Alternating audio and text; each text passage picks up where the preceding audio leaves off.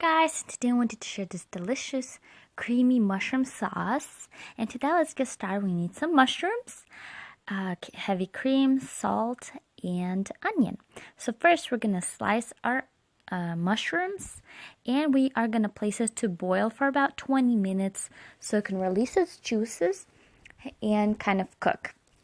In the meantime, while that's cooking, we are going to dice an onion, and we are going to saute until it becomes clear and lightly golden.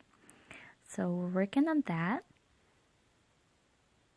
Now, once this is done, we are going to drain our mushrooms and put just the mushrooms in here, no water. And we're going to kind of cook this for about 2 minutes. And then let's add our cream and our seasonings, which I just used red salt. I like it. And once you season, put it on medium-low once it starts boiling, so it can simmer for about 10 minutes.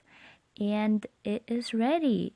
Easy. Mushrooms don't go bad. This is the best dish you can do when you don't know what to do with mushrooms. Sprinkle some fresh parsley and you're good to go. Your dinner is ready. Just make some mashed potatoes or buckwheat, whatever, and just top this over. Yum, yum, yum.